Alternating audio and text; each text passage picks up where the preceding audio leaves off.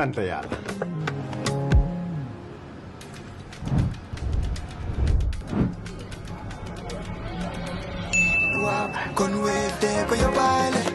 looy xaar utal Wave nga scan nga fay nag doo ci yokku dara.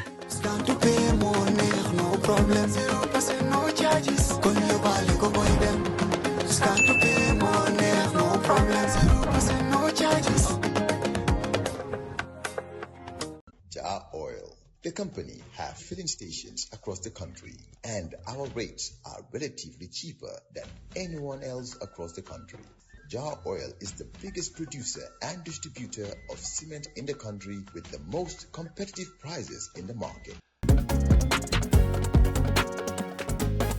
In the Gambia, we all move to different paces. Time is money, convenience is power, and now both are in your hands. No more long lines, no more late payments, no more missed chances, not anymore. Because now the Gambia has its own super app, Zap. One app, one tap, endless convenience. Send money instantly, pay your bills in seconds, shop without borders, pay your rides, order your meal, buy your ticket, deposit and withdraw money for absolutely free. No extra charges, no hidden fees, only on Zap Super App. This is not just convenience. This is confidence. This is the future in your hands. And the best part, Zap is born right here. Built for us, designed for every Gambian home, every Gambian dream. So don't wait in the past. Step into the future. Download Zap today on App Store and Play Store and enjoy endless free services. Call us today on our toll-free number 1666 or on 260-0001. Zap. All in one. All for you. Tap in. Zap in.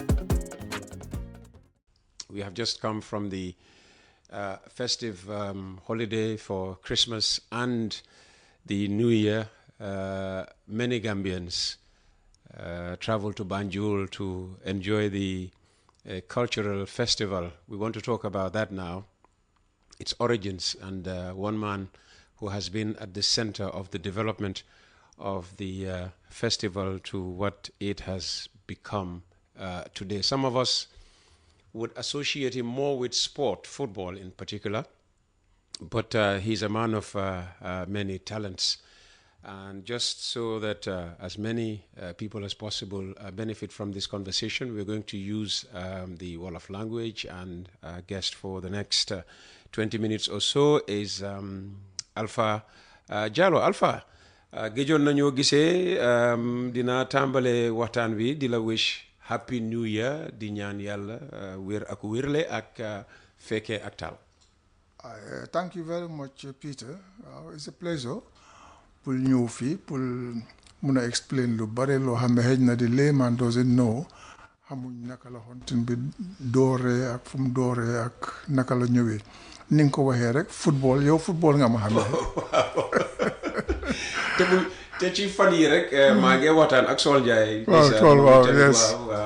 suñ dee reminisce yéen seen masque yi nii lañ dee fàttali ko. waaw it's just a pity amuñ benn record si seen commentary. dama ko dee jéem a laajte waaye. there is no one who can produce that. kay lu doy waar la xam nga bi Yaya Jammeh jëlee over. waaw def na lim mun pour far li nga xam ne moo fi nekkoon balaa moom. moom pour moom dafa bëggoon Gambia dooree ci moom. that's very sad. sottalee ci moom waaw. parce que amoon nañ archives yoo xam ne. yu bare fa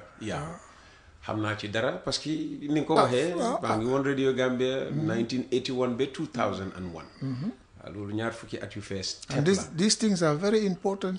su ko bëggee nettali tey ëllëg. suma doom yi ak suma jarbaat am na ki suma benn turandoo dama ko woon suma benn saal ne ko dama doon plaisir mu ne ma waat grandpa waaw ñun ñu ngi nii living witnesses lañ.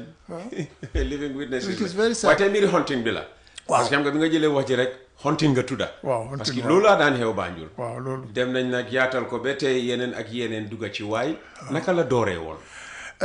hunting bi hunting bu njëkka it was termed as uncivilized. Nit ku civilized du bokk hunting. Def nañ ko be. You know my brother, Kaba Jallow. xam nga man dama teel a tukki. And I used to come every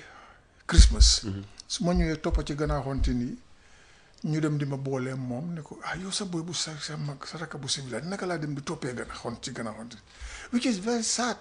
waaye man I am a Gambian, I'm an African and I believe in culture. waaw so man dama dëgëroon boppa bi nga xam ne su ma ne dama def lii for example Ekumbaba bi nga dégga tey mu ngi originated from Starlight Football Club and indi woon na confusion even which was Yosa Football Club. waaw ñu bëggoon a tasaaroo waaye ndem si ñu ngi amoon ay mag yu baax ndem si yàlla Ousseynou Ndiaye mu mediate ba nga xam ne ñu ñëw because ñun dañ amoon ay groupe for example Banjoko Amad Dimba Okan Soya Alaaji Sarr Belay Prom ñun dañ divatoon ne ñun dañoo def si hunting society gars yi ne nag dañ ñëw daaxa waaye ñun ñu dëgër rek xam nga façon yooyu leen culture bi Gambia is a pity xëy na léegi mu ngi tane waaye ñun li ñoo def ni su fekkoon ne Sénégal is going to is something big waaye ñu ngi try nag ministre baa ngee try waaw mu ngee maaga ndanka soo ne nit ñi dañ ko gisee woon lu uncivilized dafa amoon yeneen yuñ ko méngale woon wala lan xam nga dañ daan woon mbiri xéréem ak yu kenn xamul exactly waaw dañoo jaamu xéréem dañoo xeex well to be frank hunting dëgg da nga am xéréem da nga ñu ngi ko ooyee ogum da nga samp sa ogum ñeneen ñi ñëpp ku amut loolu rek ñu ngi laa taamee as odele mooy hunting ni foyantu waaye naa la neemal one of the oldest hunting society mooy odele our rivals with Ekumbaba Omo Jessa ak yooyu waaye di nga gis ne most of these hunting societies ñu ngi originated from Ekumbaba yoo xam nga am na ñoo xam ne bëgguñ leadership so confusion for example Omo Jessa yaa ngi am kenn koo xam ne dañ ko war a tudda muy Ebu John play na a very good big part waaw big part ci hunting moom jógee na Ekumbaba mu dem form Ijiro ko Serekunda nga am suñ sii yooyu di koy jógee Claston Iso ak Jacob ñoom ñu dem form Omo Jessa nga amati Kweku Harris ñoom ñu dem form naka gars yi nekk Long Street maa fàtte seen tur so di nga gis ne nii la affaire gi di dem di spread because gars yi dañoo xeex ak dañoo def lii ak dañoo def lii waaye man I believed in it and I spent a lot of money pour lu bari pour ndax hunting bi dem ci kanam waaye hunting moom fu mu cosaanoo waaw actually we talking about Freetown gars yi Freetown yi ñoom ñoo ko indi fii you have the oldest society mooy woon li ñoo ooyee diamonds soo xamee magistrate joy na xam nga ko dem si yàlla si dem ñooñu ñoo fa nekkoon nga amee ñoom ato Grant ñu nekkoon Haddington Thompson waaw so ñooñu ñoo ñëw gannaaw gi nga am Odile waaw then after Odile ñun ñu ñëw waaw soo gisee sa rivality bii ni mu am suñ diggante ak Odile ñun bi ñoo bugg a door suñ hunting bi gars yi dañu wax ne duñ génna yow soo fàttale ko bi nga nekk xaleel doo daan gis hunting ci mbedda bi de ñeme ñu loo dofuloo sax nga taka hunting waaye dañ ko nangu waaye ñun biñ dooree di ñëw den every bu fi mu nekk koñ bu nekk am na hunting waaye loolu amutoon because it's a secret society am ay secret yi nekk waaye ba pare nit ñi xam nga tam education ak media bi dafa tax sa bët ubbeeku jamono bi ñoo nekk xaleel people were afraid of these things because dañ daan dem bàmmeel so ñu ne ñii dañ am ay seen garab because bàmmeel lañ daan génn see ñëw biir dëkka 6 o'clock 5 o'clock ci suba waaye léegi xam nga things dafa change waaw léegi yaa ngi am sa lu waraloon di dem bàmmeel lu waraloon di génnee ci bàmmeel bi cérémonie yooyu noonu yëpp cérémonie yi ñu daan perform la ci bàmmeel yi like sa suñ old member like suñ paa yi dee ñu dem ci foofu leen ñaan def suñ ñaan ba pare am na yenn yu ñu tuur suñ ay am nga sàngara fii ak génne am na dañoo use guru xam nga sangara tuur ñaan ba pare jóg fa waaye loolu sax léegi amatut léegi kenn du génnee sa hunting from bàmmeel waaw waaw parce que jamono wécceeku ba àgga foofu noonu su ko defee ndegem xale yi ñoom nañ koo defee léegi dafa utee ak ñoom Alpha Jallow nañ ko daan defee Alpha naka la gisee hunting yi tey déggu na ndax dégguwul both sides mun naa wax ne dégguwut about 80% dégguwut because it's just ñoom ñu ngi ko jëlee as fo ñu ngi ko jëlee as waaye ñun ci big societies we have our ways waaw balaa ñoo génn am na yu ñoo perform ak yooyu leen waaye xam nga we are in a civilized world today you cannot stop anybody pour mu def anything it's a free world so bu njëkka defuloo xaleel soo li fi ne takkaxonte dañ koo jël nangu ko te paa yi dañ leen a support waaye that you cannot do today nga wax fi mbiri xeex waaw dafa bokk ci cosaani hunting waaw fuñ dajee dañoo xeex lu daan waral xeex bi it's very difficult to explain waaye ñaari hunting suñ dajee ñaareel all living foog xeex am rek nobody can explain why même soo leen xeloo woon ñàkk a xeex waaw soo leen a xeex doo leen ko tey dañ ko doo ko waaw exactly waaw because of competition bi dafa tense boo xam ne ñii dinañ waaye xeex boobu tam nag du xeexi tey de nga dégg dinaa la rey non ñun suñu xeex mooy woon su ma la dóoree kurpeñ oo nga dóor ma oo nga daaneel ma jeex na win naa la wala nga daaneel ma gañe nga waaye today kon xeex bi tey la gën a métti lii la gën a métti dinaa la rey ngaa dégg dañoo téye ay gànnaay yooyu la ñun suñ jamono boobu loolu you don't see that waaw xam nga ni nga ko waxee rek mbiri hunting démba lu nekk secret la woon même yi ngeen daan wis hunting bi sax nit ñi am na yoo xam ne dañ daan wax mbir yooyu naan di su la laalee soo moytuwul muy yàqala day noonu so li ngeen daan wis noonu ñun daan nañ ràññee ne rek diwtiir bokk na ci lan ngeen daan jaxase noonu dafa am ay garab 7 different xob ay xob garab yoo xam ne dafa faj so yooyu lañ di jël moom lañ di def li ñu ooyee suñ kolbo mooy sort of maanaam lekket yi dañ ko dee defar dafa am ñu jat yi ñu ko def jat balaa nga sonkoo sooy def dangaa jat defar sa difin ba pare loolu yëpp musluwaay xam nga dañ gëmoon ci fi duma yi leeg jinne yi pour bum ñu jegeñ so loolu moom la gars yi daan def ci lekket googu nga gis gars yi di lifin tey nag gars yi dañoo jaxas baxas rek waaw waaye ñun Ekumbaba Odile ñun dañu am na suñ gars yi xam ne they know how to do this waaw ok then dañ daan wax tamit ne du ku nekk la ñoo takka hunting ite dañoo rek bugga ñu takka ko hunting ngir ne na bari na kàttan mun naa enu ñu diis rek ñu ne daal am na ñu daan wax ne danga daan yaa boppa balaa ñu laa takka hunting damaa mun na di lu am la am déet loolu amut xam nga li ma la rek xam nga ñaaka xam ak ñaaka gis because of the small community dañ ragaloon affaire hunting bi nga xam ne yéen a tax ñu ragal leen di waaw génnee ci bàmmeel nag Alpha waaw ba pare ñu ngi am ay garab yoo xam ne su ma la ko tuuree di nga dem benn 1 year boo xam ne sa yaram bi esenu rek waaw dégguloo waaw loolu benn tey ñu ngi ko amee waaye dañ ko dee restrict very few people ñoo ko am for example nem si yàlla Osekoor moom amoon na benn wala kids dem si yàlla ñoom amoon nañ yooyu leen waaye ñun dañ ko doon discourage yoo ooyee ale suñ la ko tuuree dina la jël 1 year oo lifin balaa ngaa faju sa yaram bi dafa eseno waaw lu tax ngeen amoon façon yi wis yooyu noonu kañ ngeen ko daan jëfoo waaw soo tasee ennemi bi waaw soo tasee di opposite side waaw ngeen bugg a xeex mu bugg laa def dara yow nga jël nga tuur nga tuur ko nga wis ko ok so loolu da ngeen ko daan dafa bokkoon ci ngeen daan fagarloo waaw li ñu daan fagarloo ñu ngi amoon yenn paa yi ñu ooyee paa Mesiga mu ngi dikkoon Thompson waa Freetown la waaw kooku moom dafa wicketoon he was wicked moom yooyu la daan jëfoo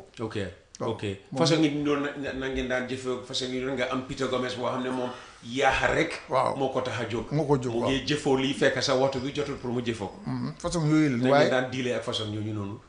well dañ daan jéem a coordinate fi ni ndax coow gi bu mu jóg waaw dañ ko daan jéem a am na su buggee coow buggee am na certains nit ñoo xam ne suñ leen jigéen ñu dem toog ñu wax waaw waaye so yow ngaa daan jógee bitim réew di ñëw di dimbale di keep this you know culture this festival alive muy jamono di dem ba léegi xam nga expansion moom itamit am na compromises yoo xam ne daf ko cee indi waaw foog te waaw ni nga ko waxee léegi hunting association si gis nañ ñoo bari ñu bari ñu ngi fii sosu nañ waaye xamuñ sax cosaani hunting ak ñu demee noonu ndax yaa ngi liggéey ak ñi nga xam ne ñoom ñoo organise Banjul Cultural Festival bi waaw gis ne cosaani hunting ñaakuñ ko 100% because culture right around the world dafa face you know challenges with the advent of the internet ñu ngi am organizing committee boo xam ne nit ñi dañoo coordinate ñaa ngi am sponsors yi waaw yaa ngi am yeneen ñoo xam ne duñ hunting members waaye they do a lot pour hunting mun a ndax culture bi mun a lifin I can name a few. Sure, go ahead. Taf Construction. Mustafa Njai. yaa ngi am a person like James Gomez. They do a lot. Ibu Sala. waaw Ibu Sala waaw. ba pare yaa ngi fi am jànq bu sant Senghor defe naa moo fa toog fi mu nekk nii. waaw Njilaan. yeah waaw these people they do a lot. They do a lot. Tafa Njaay bi nga gis ne ñun am na suñ benn boppi hunting boo xam ne suñ about some maybe 10-15 years ago moom moo Dr. Gueye ñoom ñoo ko sponsor nga xam nga that we cannot just come out and say why I will tell you that today this is it waaw boppi hunting waaw lan ak lan moo ci dee bokka parce que dafa mel ni kii li ñëw ci hunting bi yëpp ci boppa bi la waaw boppa bi waaw yaa gis ay you know these gods and all those things dinaa ne saabu du fóot boppam waaye dinaa la wax ne boppi hunting yi man maay di first person ki ko indi 1975 from Norway waaw the first boppi hunting ñi ko wax reindeer waaw man maa ko fi indi pour Ekumbaba then after loolu 1975 50 years ago yes waaye ñooñu xam nañu boo si bëri boobu judduwuñ then ñaar ñi nekk ak man ak yoon yi ci studio bi kenn judduwuñ ci waaye ba pare ñu ñëw lately tam after bu ma demee Sweden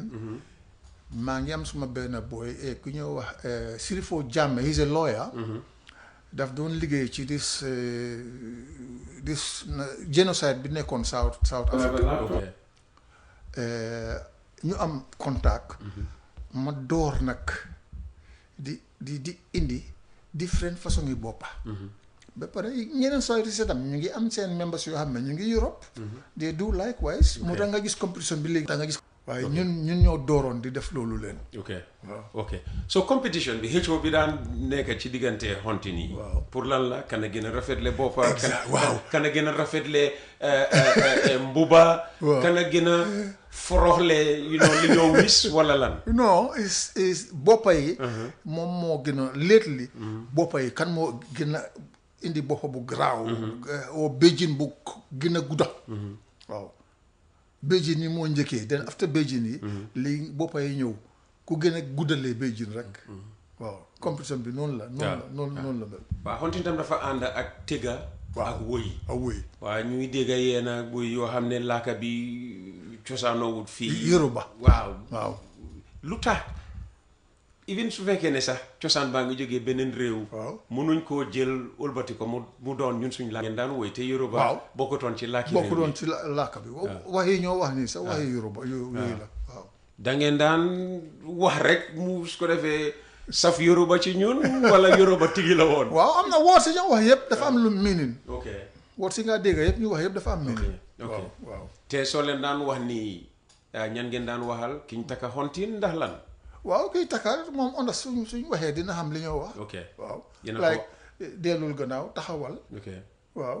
moytul Okay. fi pang fi Okay. waaw loolu yëpp ci Yoruba. waaw Let's say ne man la njëkk a takka ci suba si. waaw ñu ngi wóor Banjul. waaw waaye fi ma sonnee fi ma mënut a demee. sori na ñun xëy na fañ ma takkee. waaw naka ngeen daan def. waaw dañ koy indi mbuba rek suñ ceeñee waaw suñ demee ba muuf da ngeen a ñaan dugg ci kër. waaw toppatoo wala suñ mostly suñ member waaw kër member lañ dee dem Ok. di ko xam nañu ne certain sport yoo xam ne dañ fa for exemple ñun suñ génnee Level Square opposite police lines suñ benn booy mu ngi fa landing ok nañ dee dem foofu leen ñu booralee ok boorale mooy xam nga wàccee bagage waaw. mooy so moom suñ booralee foofu leen den ñu change léegi-léegi Kër Mbay Gay Gloucester Grand Street suñ beneen base foofu leen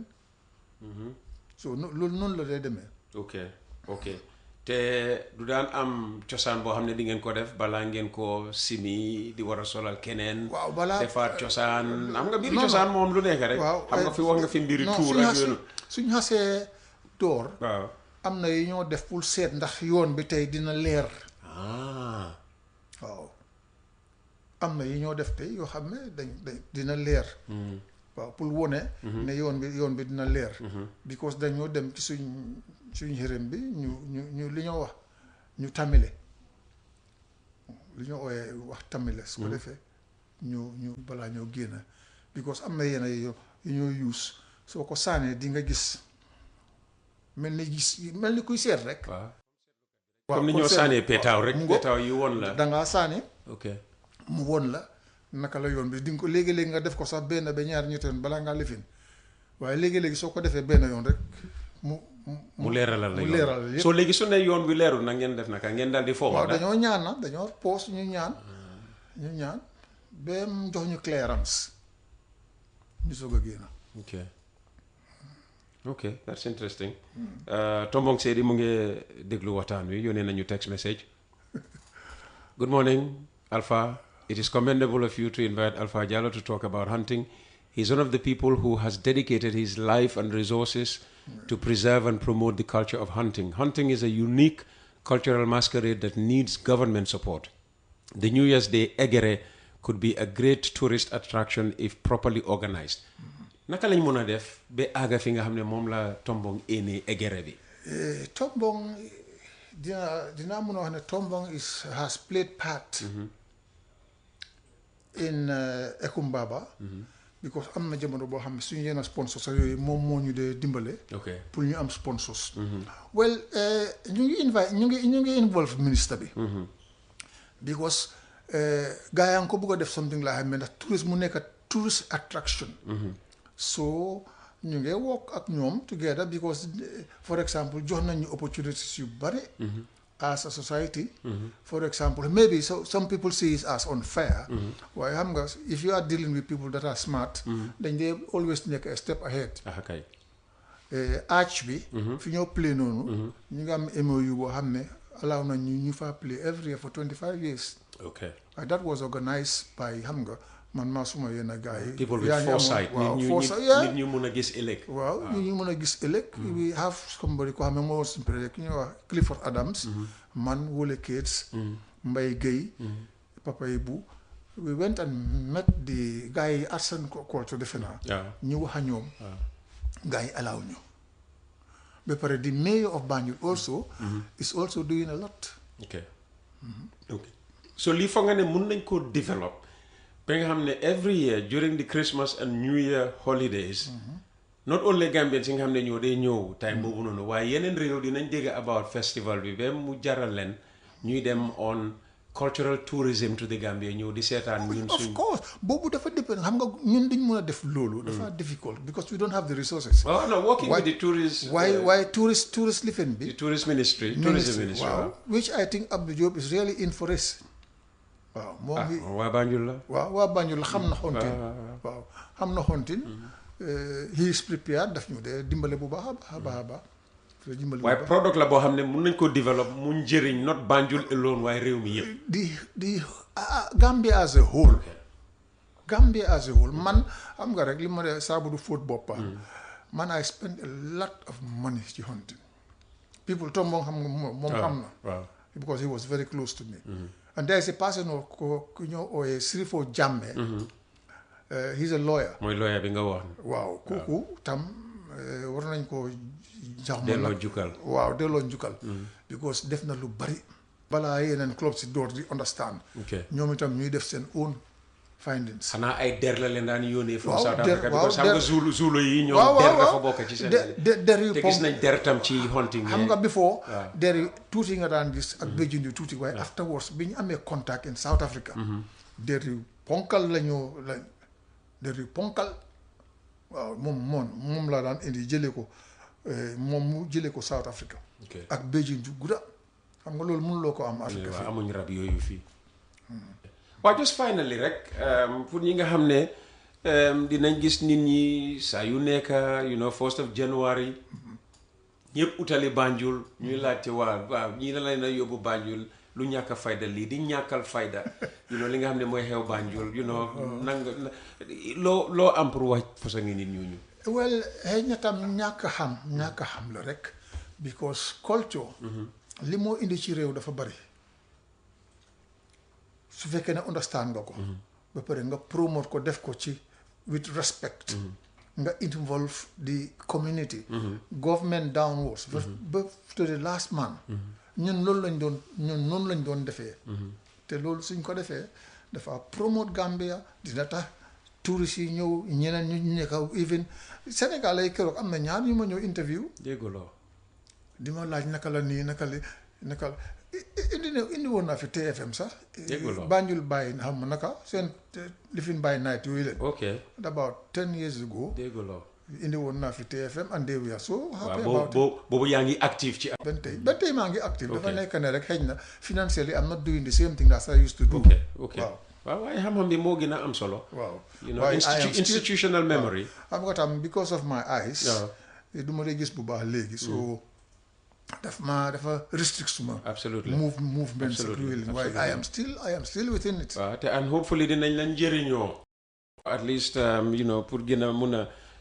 gën a dévelop affaire bi Alpha ni ma ko waxee rek ko xam ne ci suma jamono la soo waxee Alpha Jallow li moo njëkk a xalaat mooy football it's difficult because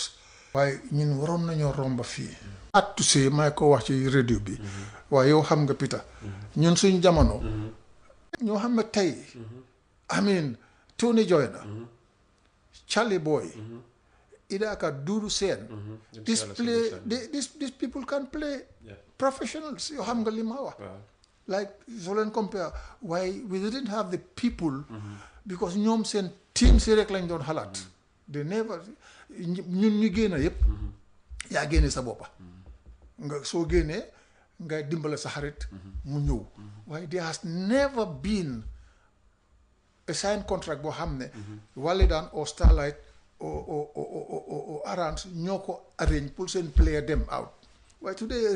Real de Banjul are doing this Hawks are doing that today, which is very sad waaye I hope ne lii dina ubbi seen but one like Real de Banjul they are doing very good and Hawks xam naa ci loolu na ñoom dañ dee def because they send people dañoo yónnee seen boys yi ñu ngay dem waaw practically all the teams nag léegi Real la ci gën a ràññeeku ñoo ci gën a ràññeeku waaw waaye loolu mu ci saat waaw waaye is difficult and our academics xam nga football there is a way it's not just kicking the ball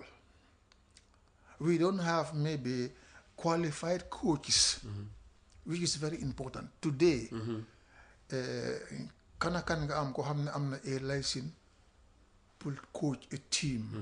man mi wax yow nii dem naa ba almost li ñoo stage 3 in Sweden almost equivalent to a license soo amut loolu doo mën a jéemantal because football is just about okay bu njëkka ma joxe somebody ko xam ne is a legend Remy Allen xaw ma ndax xamoon ko suñu amaan gan dafa ne sànni leen ko bool bi su ko defee mu gis kooku soo ko play a good player soo ko sànnee bool du ko téye dina ko jéem a contrôle def that guy amoon na xel because moom football mooy won ne ball bi dafa war a daw ci suuf Okay. waaye suñ amoon yooyu leen di try di yónnee boy si ñuy dem ndax ñu am knowledge bi waaw ok mun talent am na waaye there is a way pour nga mun a harness talent boobu noonu. waaw nga mun waaye gars yi ngi góorgóorlu nag because ñu ngi organise coaching courses. am na benn ñaar yoo xam ne ñoom itam am nañ seen qualifications from outside. am nañ benn ñaar yoo xam ne sax jóge nañ ci réew mi dem di coach in other countries. that is very good. ñuy am great success. ñu am great success waaw. loolu lañ ko xam naa xale yi nga xam ne ñoom ñoo nekk ci liggéey bi ñoo def nii ñoom ñoo war a ràññee ñu mel ni ki ñoom Alpha Jallow mii nii di dem ci ñoom. di wax mbiri culture di wax mbiri sport. parce que ñaar yi ñëpp a ñu fulal ni ma ko waxee 1st of January Banjul Origa yi foo sànni mbaatu mu tàgg daf dee fee step ak nit. so which means ne ba tey ñu ngi am interest in the hunting culture. football bi moo wax noppi mënuloo xam waxtaan yi day happen ci radio yi. well di la gërëm rek yow mi nga xam ne at least you spend your time you give information which is important ndax the whole of Gambia ñu xam what is going on and they encourage the youths they encourage teams yi ñu try di am ay academic di from very 8-7 years xam nga di lii yëpp am na time maa ngi wax Sangdong pour wax ko ne am nga mais dañu war a door di am league from 10 years loolu mooy yóbbu football kanam waaye we don't have it in the Gambia do we junior league su ko defee di nga gis talent ñi jógee foofu leen up to 18 years loolu suñ ko defee dafa tax football bi gën a baax ba pare ñu yóbbu ko nag ba base waxuñ ne fii de xam nga before it was only Banjul absolutely it was only Banjul waaye there are people that can play football more than kii di ka Banjul so these are the things yoo xam ne suñ ko defee football bi dinañu yóbbu kanam. Very good. Alpha, thank you so very much. And that brings us to the end of today's edition of the program.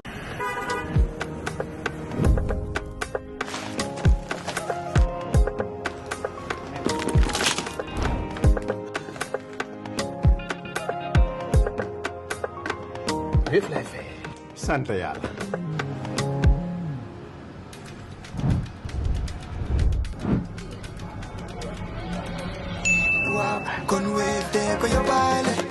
looy xaar utal Wave nga scan nga fay te nag doo ci yokku dara.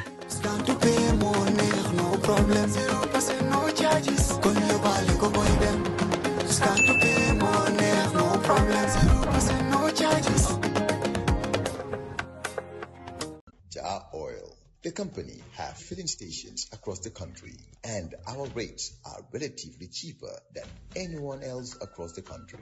Jar Oil is the biggest producer and distributor of cement in the country with the most competitive prices in the market.